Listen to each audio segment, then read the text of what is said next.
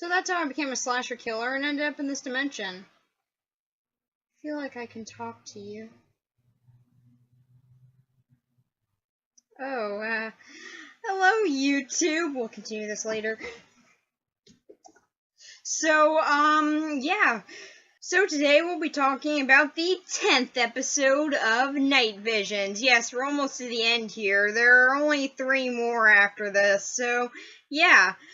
So yeah, we're in the final stretch now. So before I actually get into the stories on this one, I will say that there are a lot of actors in this one, and a lot of them might be a bit recognizable, but I don't know most of the stuff that they're from, so I didn't really take note of what they've been in, or really their actors' names, except for one. I'll mention why in a bit, but yeah, I'm not going to be going into the actors really for this one, so if you wanted me to, I'm sorry, you're going to be disappointed here. You're going to have to do the very hard thing of going on IMDb and looking up the characters yourself. I know, it's so challenging. So, yeah, the first story is Hate Puppets. This one is about Andy Harris, a businessman who has a pretty decent life. For one morning, he accidentally bumps into a guy and he spills his coffee. Now, this might not be significant to you, but it's significant to the guy who had the coffee, because he curses Andy now. I don't know why either. I mean, I would just, like, Andy even offers to pay for his dry cleaning and stuff. I mean, that's really nice. Like, he's not being an a-hole about this, but no, the other guy is, so yeah, I guess that was just his favorite suit in the world, and also his favorite cup of coffee, and now that's been ruined, he seeks revenge. And he does so by saying some weird Latin phrase, which curses Andy. And yeah, eventually we do find out that apparently the Latin phrase meant, "You have filled me with hate, so now I will make everyone else be filled with hate if they're even at all associated with you or if you're even near them." Yeah, maybe taking this a bit too far, guy, but whatever. So, yeah. And so after that kind of weird encounter, Andy goes to see his brother Greg, who has no real point in this story other than just saying, hey, maybe you're cursed. Seriously, after this scene, he's never seen or heard from again. He's such an important character. So yeah, I'll just get his character analysis out of the way. He's okay. For a scene here, he's fine, and it's also a nice demonstration of how far the hate curse goes, as really quickly he goes from totally being on his brother's side to completely disgusted by him. So yeah, it is a good demonstration of that. Still, you'd think they would do a little bit more with his brother's involvement in this, but no, it's just his only scene. So after his brother lashes out at him for no real reason and leaves, he goes to his job, and he's a little bit late. Third time being late in the past 2 years. That's it. They're gonna have to let him go. Because he thought that his boss, Bob, was joking about that. Oh, and the actor for Bob has actually been quite a bit, mostly in video game stuff, but yeah, so there. He's fine. He's kind of like if the Office Space guy actually cared and was a total a-hole about late penalties, so yeah, that's something. So yeah, then he fires him over that. Don't know why, that wasn't that big of a deal, but okay, yeah, hate curse, that explains everything. And Andy gets attacked by some random handyman who almost kill him, because this curse has now gone from being very annoyed about his mere presence to murder. Yes, really. So he goes to tell a cop about this, and the cop says that what just happened to him is exactly like what happened to him what happened to the main character in a book from William Price. And yes, I love the fact that his last name is Price. I'm sorry, I'm a major Vincent Price fan over here, okay? So to me that was great. But But yeah, so after the cop who told him that tries to shoot him over him having the gall to say that something that just happened to him might have been like something that happened to someone in a book. Okay. And just because it relates to an event in a book doesn't mean that it didn't really happen. Books can be based off of real life, or events can happen that are similar to books. It happens. I'm just saying. You're not even gonna look into this. All right. Best cop in the world over there. So yeah. So then Andy goes to his local bookstore, where for some odd reason we don't see the librarian shunning his mere presence, which I feel like is a total missed opportunity. I would have loved to have heard the librarian yell at him. That would have been fun. But yeah, anyway, that's where he finds out about William Price. He's a horror author. He is also played by William Alterton. Yes, William Price is played by a guy named Will. The irony is not lost on me. Anyway, his new hit is called Hate Puppet. Yep, this story is subtle. So pretty much his story relates to everything that's happening to Andy. If you're a John Carpenter fan, this might sound a touch familiar. Don't worry, I'll get into that. So yeah, then Andy pretty much tries to do the opposite of what happens to him in the book, but he loses it. A motorcycle driver tried to run him over, but accidentally got the book. Don't you hate when that happens? And then he goes back home to his wife, Linda, and she actually seems pretty okay with him at first. I mean, a little bit confused about why he's in hysterics, but other than that, she seems fine. But things take a turn when he has the gall to ask for a book. Bastard, he just took it too far there. So yeah, the book that she got recently is the book from William Price, and he wants to see how it ends, and so he takes it from her. She calls him a bastard over this. Don't really see why, but yeah, okay, yeah, taking a book.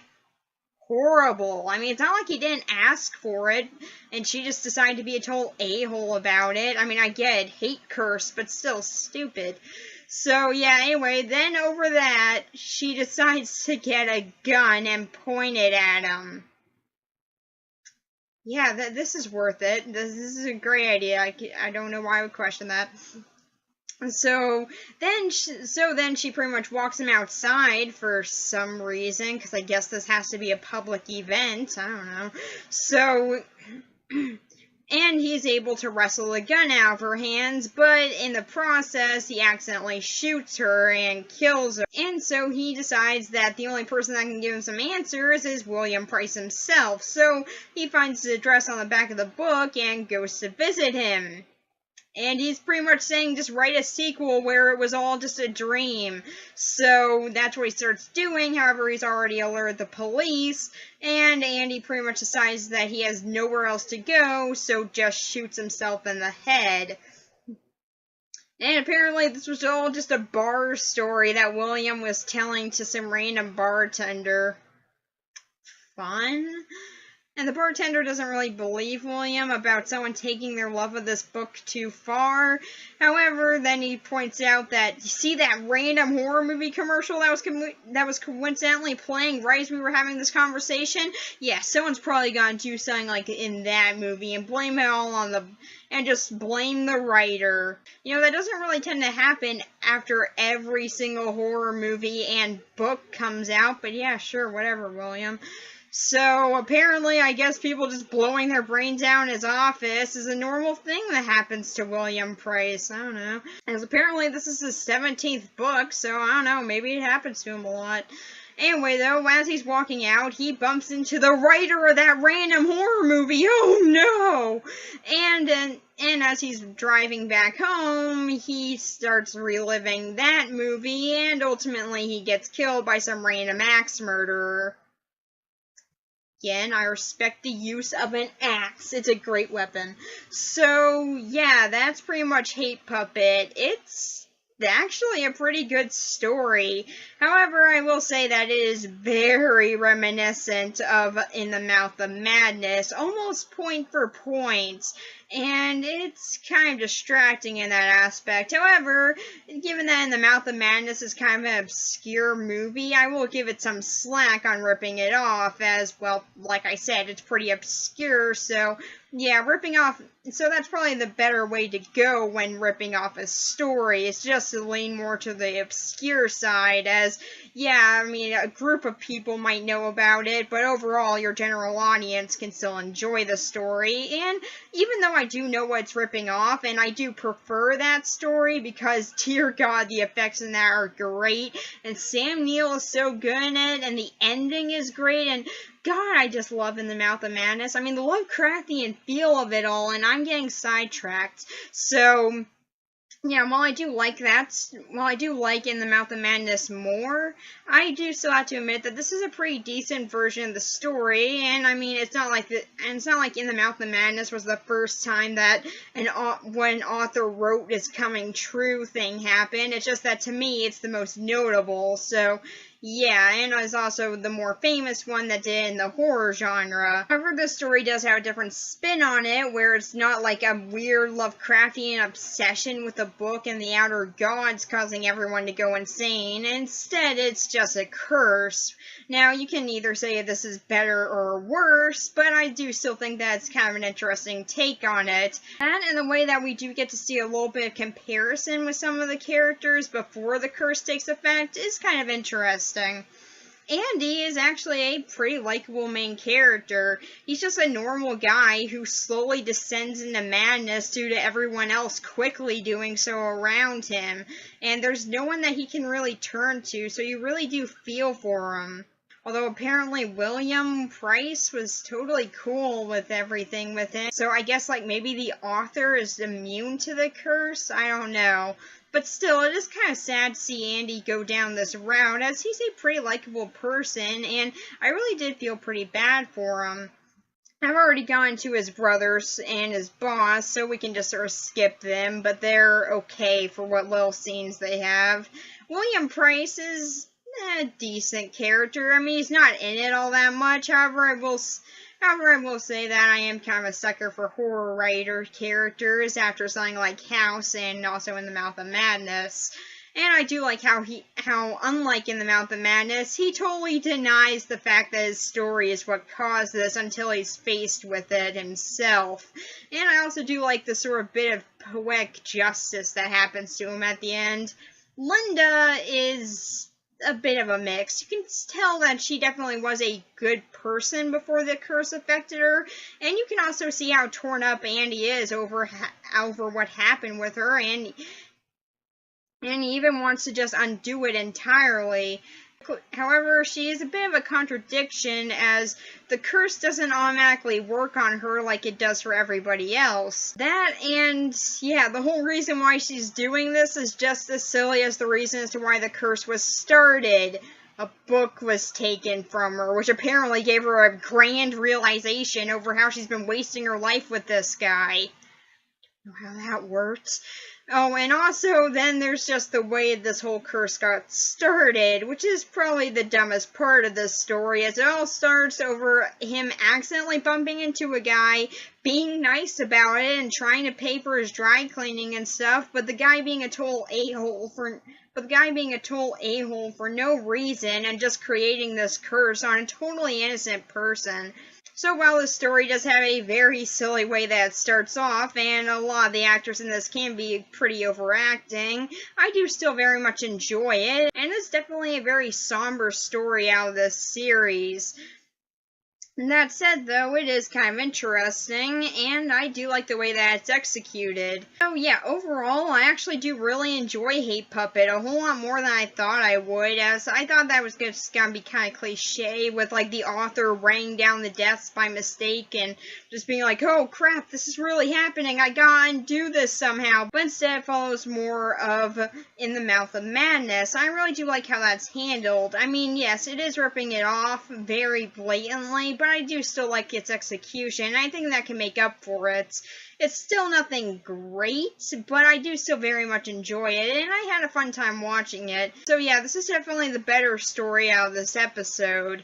And the next one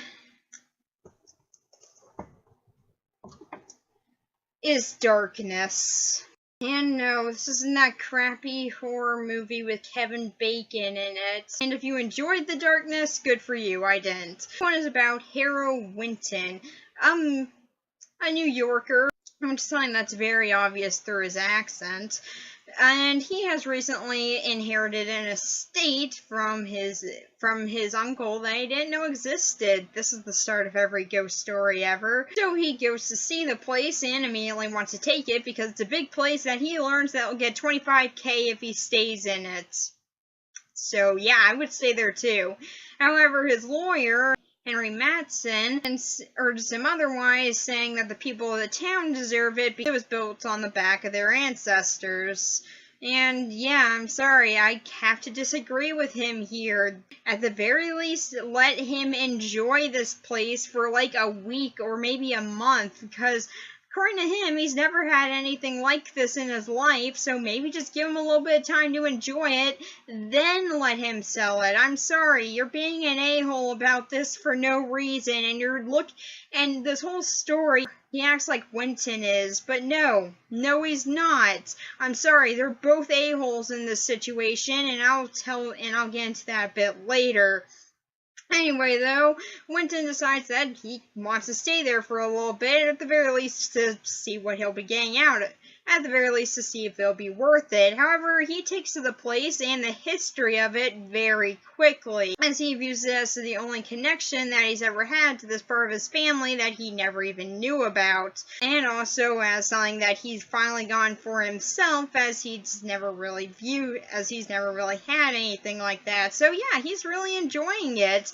However, he does notice that there's a very odd thing where the remote to turn on the lights works for every single light in the whole house, and he very quickly finds out why it's like that. It's because apparently there are demons, ghosts, representations of fear and anger. Something about darkness. It's some evil thing in the darkness that pretty much devours whatever it's after if it completely covers it, and it's pretty much centered around any Winton as well. It's pretty much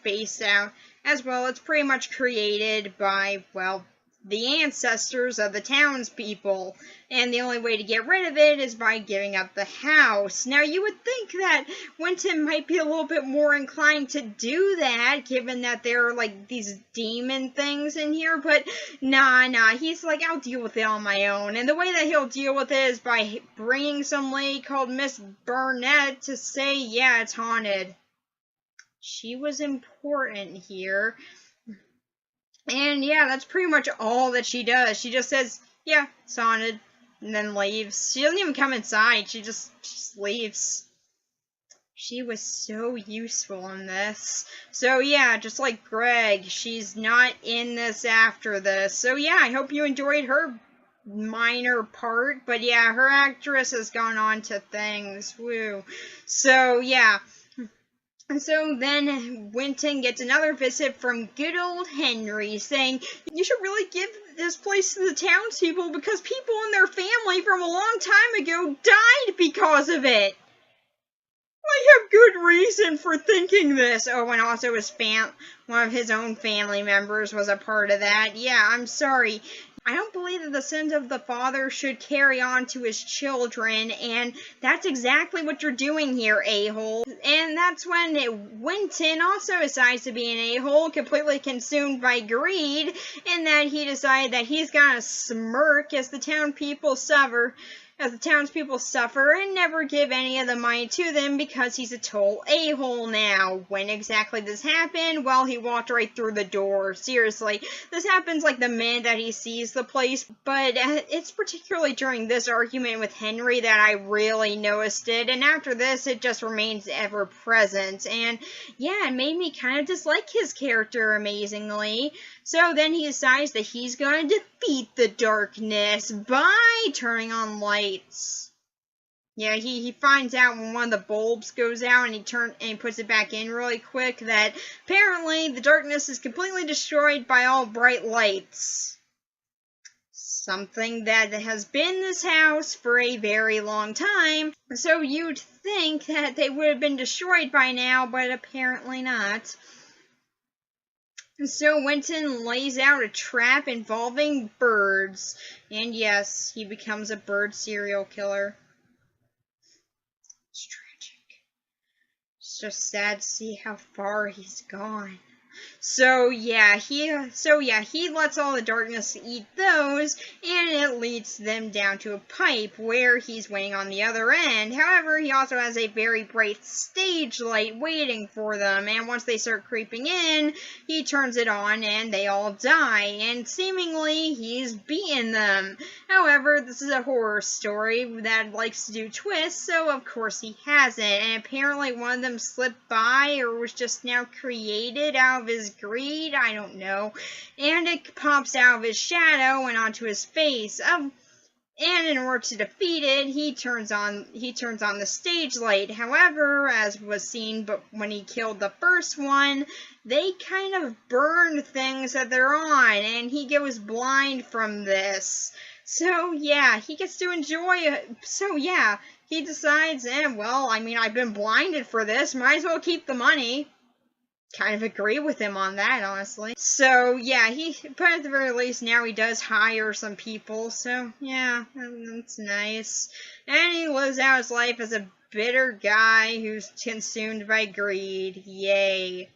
Honestly, I would have preferred if he died, because he's a total a-hole. Seriously, he's a complete a-hole for most of this story, and it makes it very hard for him to... And it made it very hard for me to actually root for him here. I mean, yes, I do agree that he deserved to have some time to enjoy this place. Because, I mean, seriously, this is an ancestral thing to him. And their and the townspeople's big plan is to bulldoze the whole thing. So, yeah, let him enjoy it for a little bit. At the very least, try and embrace his history. But no, they think like the second that he sees it, he's gonna get rid of it. But yeah, that's pretty much where all of his likability from me ends, as after that he's a total a-hole who, like I said, just consumed by greed, and yeah, amazingly that doesn't make for a likable main character overly, so yeah, I wasn't really on his side after that, and it especially happened with that fight with Henry. Speaking of Henry, he's a total a-hole too. Because some of his family members died a long time ago, he feels that he's owed this property. Sorry, that's not how property laws work, but I'm just saying, he bought it legal. That ancestor bought it legally, and they were probably paid for that. I mean, I'm sorry. They died. Yeah, that sucks. And I understand you wanting justice here, but, I mean, dude, just give him a little bit of time to enjoy this place. Just a bit. I mean, you're doing this because you're embracing your ancestors. Let him have the time to do the same. I'm sorry. Henry knows all about his family's legacy, however, Winton doesn't know anything about it. Give him time to actually do that, then try and ease him into leaving it. I mean, seriously, there's no reason to be like this here. I know that made for him to be a very unlikable and extremely pushy person for no real reason. Seriously, this just said it was over the course of a month or something, I would have been much more on his side, but no. It isn't, and because of that, he just sort of ends up coming off as a jerk. Oh, and then there's Miss Burnett. She's in this for like a few seconds. She was truly important.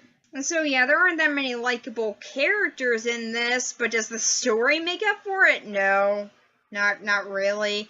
To me, the way this story should have been handled is, well, kind of like a classic ghost story.